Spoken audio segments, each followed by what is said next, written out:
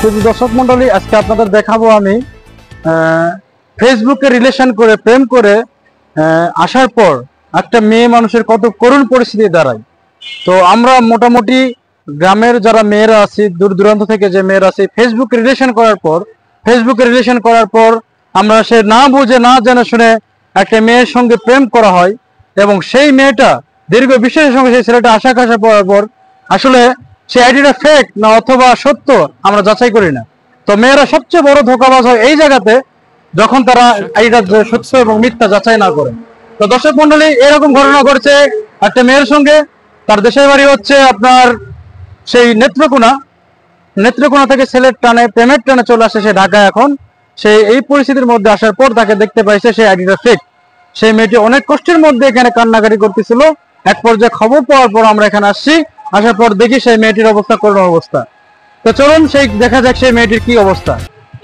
আমি thank you. আমার ফ্যামিলির বাসায় যাবো, কিন্তু জানতাম তার বিবাহিত সে। পরে জানি তার বিয়ে হয়েছে। তারপরে আমি ওখান থেকে চলে আসার পরে আমি এখানে আমার গাড়ি এসে নামাই দিছে। নামাই দেওয়ার পর একটা রিক্সা আলাদা কইছি, ভাই আমি যাবো গাজীপুর চৌরাস্তা বাইপাস, ওখান থেকে আমি দেশের গাড়িতে চলবো। ওই কইছে আপু আপনার তাহলে যাইতে হইব যাত্রাবাড়ি। আমি ভাই কয় টাকা ভাড়া? কয় 60 টাকা। পরে আমার যাত্রাবাড়ি নানি আমরা এনে আনছি। আনার পরে আমার কইতে চাপু একটু নামেন, আমি রিক্সাটা থুবো। পরে রিক্সাটা থুই আইয়া আমার কালকে মারে নাই, আমার ছুরি দেখাইছে আমার যাইতে কয়। পরে ছুরি দেখাইছে, আমি কইছি আমি যাবো না। হ্যাঁ হ্যাঁ, এমনি কিছু কথা কয় না,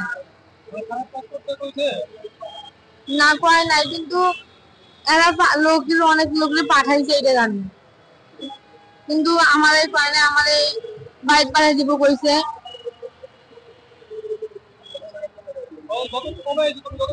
হ্যাঁ, কালকে আমি রাইতে এখানে আসলাম। থাকার পর দুইটা ছেলে আসলো 4টা বাজে। আসার পর আমার ছুরি ধরছে, ওনারে কইছে 2000 টাকা দিয়ে মনে পাঠাই দিতে।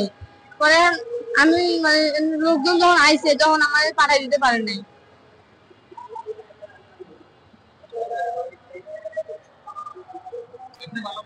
না, সর্বপ্রথম এখান থেকে আমরা তো গাছের বেলায় দিয়ে করতেছি, ও দৌড়ে হঠাৎ করে এখানে এসে কান্নাকারি করতেছে।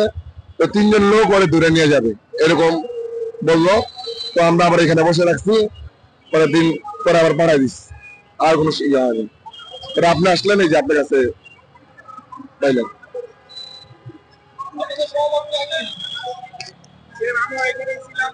বললো যে ভাই আমাদের মানে পোলা বাইরে 3টা ছেলে আর কি ইয়া করতেছে, যেন ওরা এখানে বসাইলাম। তারপরে গিয়ে আপনাকে বললো আর কি বিস্তারিত কি হয়েছে না হয়েছে। এই